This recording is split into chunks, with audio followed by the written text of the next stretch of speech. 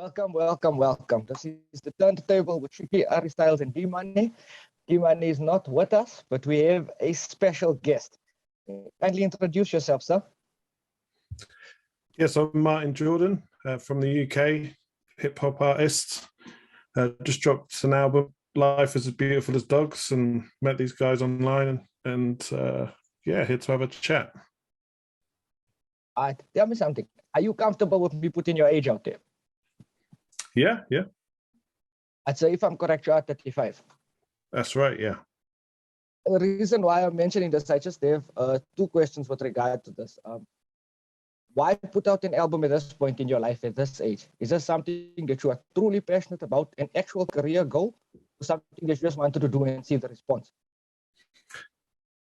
Yes, it's purely well, I say purely, yeah, it's a passion project. It's definitely not a career thing. I did start making music when I was about 16 or 17, but I kind of drifted away from it. I was a bit self-conscious about releasing it. So I don't know if you listen to the album, but it's all very personal, and I've always kind of been like that, and it always made me a bit nervous putting it out. So yeah, it's a passion project. I'm just seeing how far I can take it, but no sort of strict goals. And it definitely wasn't like a career choice for me, but it was. I'm just always creating stuff, and it was just my new project. All right. So my second question with regard to that point is, hip hop actually used to be a very youth-driven culture, a very young culture and art form. But as it grew, the audience grew with it as well. Sorry about that. And that's why now you have older artists like the elder statesmen, veterans, that still put out music and do so successfully and somewhat age-appropriate music. Also, you have guys like Griselda that broke through in between their mid to late 30s, which historically would have never happened. So is this something that would have influenced your decision to put out music at this point? That's a really good question. Yeah, I think because the art form is kind of young itself, you're seeing like the early innovators, you're watching them grow up. So my number one from sort of what I would consider the earlier generation, say, would be Nas. And yeah, Nas to me still puts out music and thoughts and great project. Yeah, that's who still, well, I think they call it adult contemporary hip hop, and I do think mine kind of came out like that in the end. But go on, sorry. Yes, a question on mine. I also we listened to the album. It's basically I could see it's personal, it's introspective, and it gives a positive message. Would that be one of your ultimate goals, to reach a positive message in today's types of hip hop? Yeah, I'm really glad you said that. I mean, it was something I considered a lot about. When I say I'm nervous about putting things out, I don't think the nerves have gone away, but I got to the point where, as long as it was a positive message, I didn't mind kind of embarrassing myself. In my opinion, putting personal things out, it makes me very sort of cringe. And but as long as I felt the message was positive, I feel comfortable embarrassing myself for that. So I'm glad you thought it was like that. It's definitely, I've always gravitated towards the more positive artists and the ones that sort of try to steer, people away from certain, there's a lot that as the art form's grown, you get more and more types of it, and I've always gravitated towards the more positive people, definitely. Well, firstly, you mentioned the Nas thing, and I heard the Eater references on the album there as well. Yeah. Oh, yeah. I think that's the first track. Yeah, that's the first track. The Avengers references and the Eater references on the first track. I did actually take note of it because I'm such a huge fan of Nas as well. Awesome. You spoke about the positive elements within the album and within your music. Now, I don't exactly want to put you in a box or pigeonhole you, but there were a lot of contrasting things within the album. in terms of, like, you spoke to mental health and you took a bit of a conscious stance. But at the same time, there was an aggressive, competitive nature of the art form. It had some melodic feel to it, but it was full of bars as well. So I just want to understand, is there a specific artist that you would you classify yourself as? It was, to be honest, it went from song to song. So, yeah, I tried to show different sides. It's meant to be a kind of story in that, I'm struggling and then I come out of it with kind of more positive. So that's why it contrasts quite a lot. But I would say the people that were in my head when I was sort of thinking were Nas, Kanye. I'm a huge Tupac fan, so it's probably in there somewhere, like his energy. But I didn't consciously think, oh, I'm going to make a Tupac song. But I did consciously think, like, oh, I'm going to make a Nas song. And then there was the song "This Thing." That was kind of more of the newer school, Little Peep, kind of grunge trap. I was trying to kind of emulate that. So yeah, I was kind of pulling from a lot of places. Yeah, I did pick that up, like I said, with the melodic and the different things and the different elements. And you actually went into who influenced you in this album and who your influences are. That's actually going to be my next question. Because with a lot of artists' first albums and their first projects, you can actually pick up and pinpoint who heavily influenced them and who were their major influences or what era was. With regard to this album, being that it was so multifaceted and had so many different elements, I wasn't actually able to pinpoint, specifically, obviously the Nas because of the Eater references and the Rockefeller line. And you mentioned a lot of rappers that were deceased, but more newer rappers. So I couldn't exactly pinpoint as to what it is, but you actually answered that question in terms of who your influences were. I think I would pick up the Tupac reference would be on the madness. I think we were speaking about the world, the madness in the world. Yeah, yeah, exactly. That's that kind of wealth gap thing. Yeah, and just anger at the state of capitalism and those kind of themes. Definitely a very Tupac-like. Yeah, I'd not connected that dot, to be honest, until you said that. But yeah, it's there for sure. And just, Tupac was very much wore his heart on his sleeve and wouldn't hold back from his emotions. Kind of, you could argue, invented sort of emo rap, if you want to call it that, which is really popular now. So yeah, I think that goes outside of just hip hop or just art in general. People that are fearless and not afraid to be personal. He's definitely sort of someone that I've looked up to in that way. Yeah, no. So another question. It's just to go, like you said, you 35, you decided to put in the album.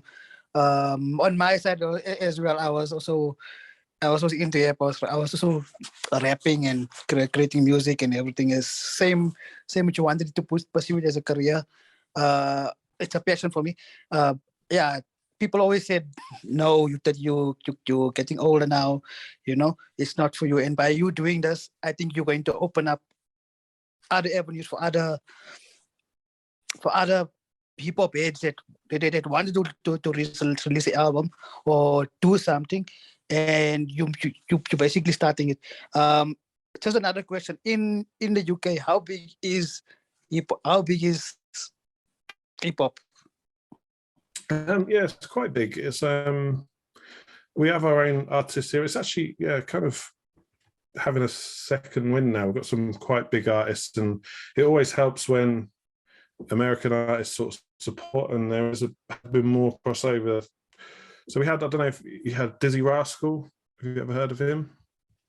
I think I heard of him, yes. So he would have been one of our innovators, and he was it's many years ago now, but he kind of brought about what we call grime. That's out grime and what's now sort of evolved into drill, exactly. Yeah. Drill, yeah. So those are popular, and it's quite mainstream. You get more and more people sort of hitting the top of the charts now with UK hip hop, which is always good. Yeah. So, question: the state of hip hop. what is your takes on the state of hip hop in the past, say, 5 years?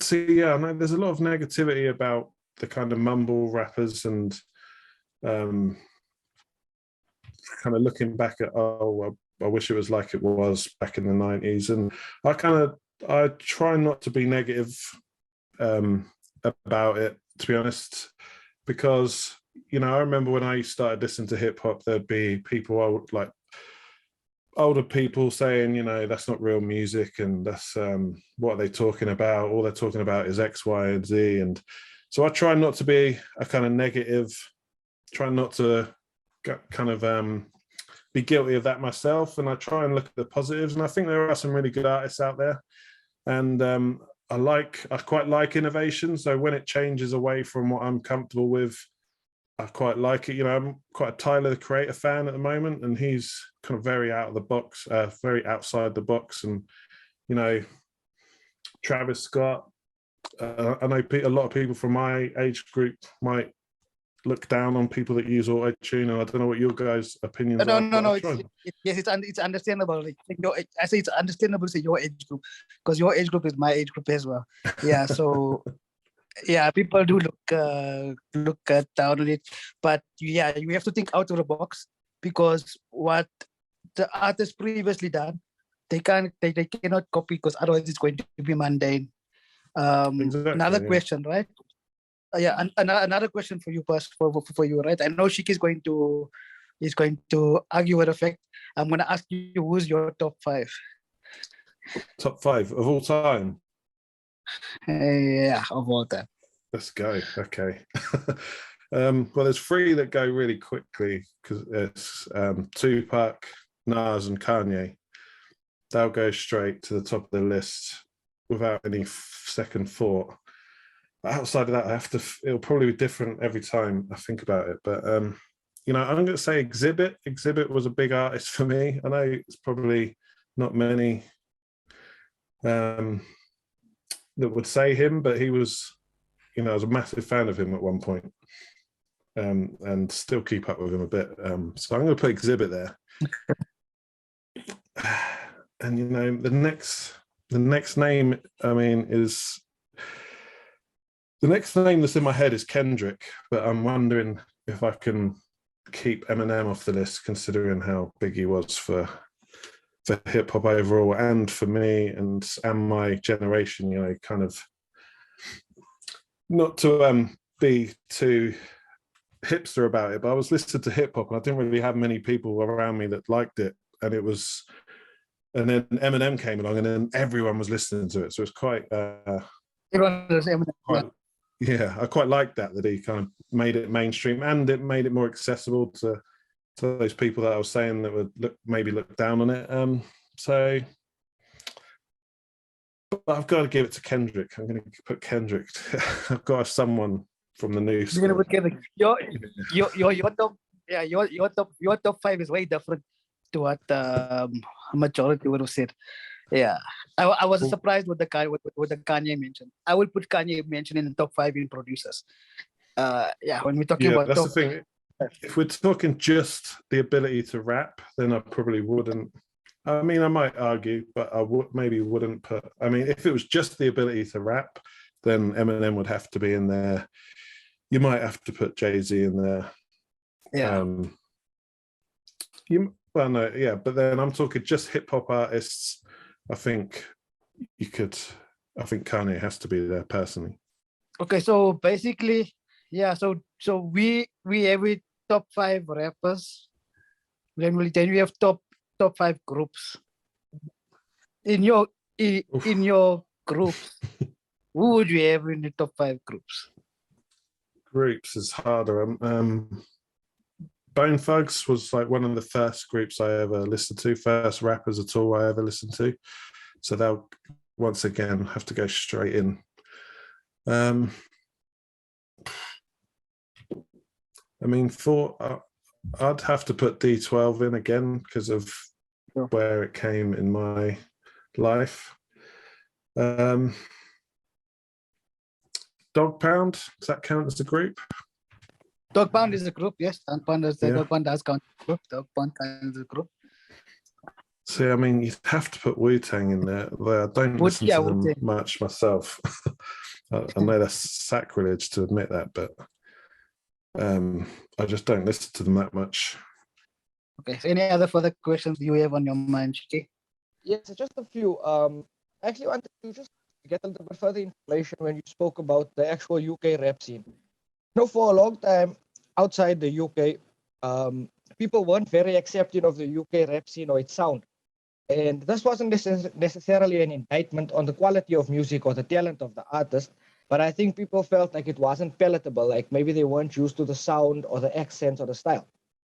You still feel it's like that now, or people have opened up more to it? Because even though you get artists from outside of the country working with them, I'm talking about people actually enjoying the sound and not having such a struggle as they used to before with it. Yeah, I think that's a fair point. Because to be honest, even because I listen to US hip hop, that's my preference, always has been. I sometimes struggle, to be honest, with the UK style.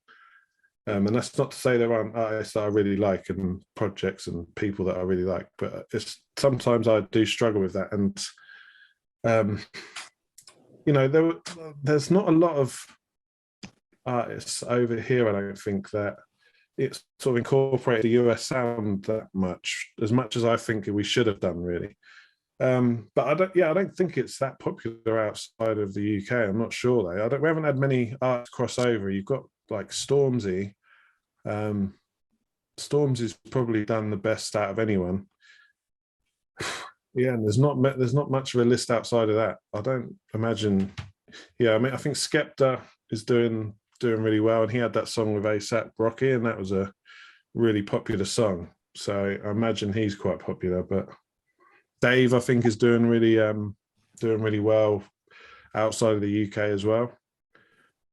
But yeah, to be honest, it is a problem with the UK sound, that it's not. I would have think it would have changed quite a bit, being that they were so influential in the sound of drill right now.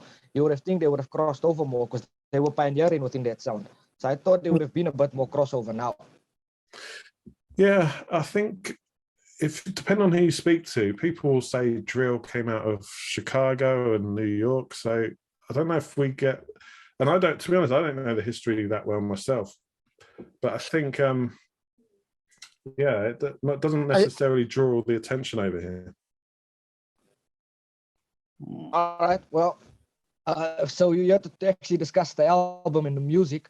Firstly, the title, Life is as Beautiful as Dogs. Why that name? So it's something my daughter came up with. I was really struggling with the name. I had 100 names and they were all like as good or as bad as each other, and I just couldn't land on one. And then we were having a really good day and she just came out and said that, and I just said, can I, I recorded it, not knowing it was the name of the album. I just recorded her saying it because I thought it was cool. And then like a week later, I was like, can I use that for the album? She was like, you want to use that? I was like, yeah. So it was just, like I said, I wanted a positive message, and I thought it was kind of just a cool, unusual name. Well, and I agree with the theme of the Sorry? album, I said somewhat to match the theme of the album, so it does work out well. I thought there was just maybe something significant or deeper behind it. Now, I noticed another thing. Your album wasn't very hook heavy or driven. Now, there were hooks and choruses on there, but the structure wasn't very radio friendly or commercially sound. Any pressure to have done that? No, I mean, that's the good thing about doing it the way, not, doing it as a passion project rather than trying to be sort of commercial or anything, is that you don't need to go down that route. But there were times where I just thought I should just add a hook here, but I just wanted it to be natural, and if a hook didn't occur to me, then I didn't want to put it in just for the sake of it. And also in the songs where there's literally no hook, like A Grip and Spoilers, those were deliberately like I just wanted to rap, nothing else. Yeah, Yeah, you could hear from spoilers. It's just punchline of the punchline. That's what I was going for. Yeah. Now, I actually did listen to the album, and I was extremely pleasantly surprised. I didn't go into it with, well, I was wrong going into it with certain expectations, but I was really pleasantly surprised with what I got from it. I really appreciate that. Thanks for listening. Yeah, thanks for your Yeah, I listened feedback. to it a few times today and yesterday, actually, just because, I think nowadays with the social media era and things like that, people listen to things and instantaneously make a decision based on the album without actually going through it in a certain period of time. You cannot listen to something once or twice and determine if it's good or not and pick up all the nuances, especially your album was very metaphor heavy. And which another part I enjoyed about it, because I do enjoy like bars and things like that. So you had to go through it a few times to actually start enjoying it. Any particular producers you want to shout out that you worked on this with? Yeah, for sure. I've got a list because someone else asked me this, and I know one guy because I worked with him like on 3 or 4 songs. Loki, Loekki. He did. Let me get the list up. He did Spoilers, I'm Here, and Life is Amazing. And then I don't know how to say it's Leo, like ITZZLIO. He did Madness. Kiko Beats did This Thing, and a guy called Hot Banger did A Grip. Yeah, so that great producers, really good to work with them. Sometimes I'm not very clear on what I want. I just kind of have a rough idea and I try my best to explain it. And they were all really like collaborative, really open to sort of my way of communicating what I was trying to get to. And I was really pleased with like the work they did. It was incredible talent out there. Yeah, it did come together pretty well. Ari, anything else from your side? No, just as you said, you're doing it just as a passion project, right? So a question in, say for example, now in the next few months, it pops off, all right? Would you then say, okay, I want to put a fully fledged album, music video, the works? Yeah, definitely. I will. Like, I don't ever rule anything out. And it would be amazing, like I say, I'm constantly working on something. There's always some creative idea I've done other things, like made TV show episodes, and I've been a stand-up for a while, and lots of different things. So I never rule it out. I just don't try to pin all my expectations to it, and which is a balancing act. But say it blew up, I'm ready to do whatever. So okay. So you mentioned do other things besides the rap album. You spoke about about other ventures. What other ventures don't know that you can advise us that you're into? Say again, sorry. Sorry. What other ventures besides this passion project, which is the album, are you currently into?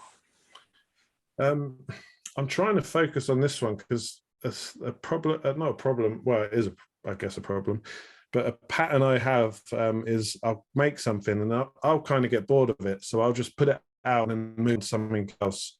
But this time, because I spent so much time making it as good as possible, which I usually don't do, I usually just do a version of it and then move on. I'm trying to stay focused on it, like promote it as much as I can, kind of put some creativity into that. And I do kind of want to carry on making music. So maybe, I'm nowhere near ready for like another album, but maybe put out some singles and just wait for some inspiration. I was thinking about, I've always wanted to write a film and I've never finished one fully. So that's sort of in my head, but I'm trying to stay focused on this project. So a question I didn't really want to ask it, but the unfortunate reality is within this art form, you're going to get this question. I don't really like it, but there is usually been some backlash with regard to white rappers, and they've been questioned about somewhat being culture vultures in terms of cultural appropriation and so forth. And within doing this type of music, that question is going to be posed to you a lot. How do you plan to deal with it?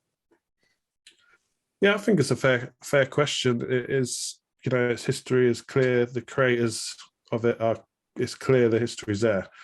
I would say judge it on sort of what I produced. I don't think I tried to copy anyone. I don't think I ripped anyone off. I think it was genuine inspiration from these guys are my heroes. So it's not like I looked at it and thought, oh, I could make some money out of that, or if I steal that and change it, and you know, anything cynical like that. It's genuine inspiration from this art form that I've listened to for over 20 years. So I think it is a fair question, and I'd happily answer it anytime it's posed. I think with cultural appropriation as well, that I think one of the problems you have is sort of when people come into an art form, they steal from it in inverted commas, and then just ignore the thing that they, you know, take the money out of the culture, if you like. So I think, again, I'm not making any money right now from any of this, for one thing. But say I did, I don't think I would be guilty of that. I think,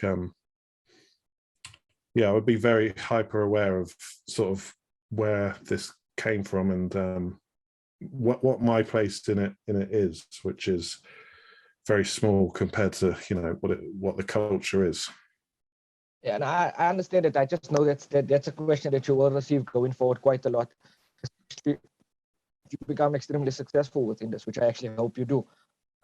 Thank you. And from the album, listening to the album and speaking to you, I do feel like what you're saying is sincere. Usually that people get asked the question when they're actually using the art form or the culture as a springboard into doing something else, or it becomes somewhat satire, which this was none of at all.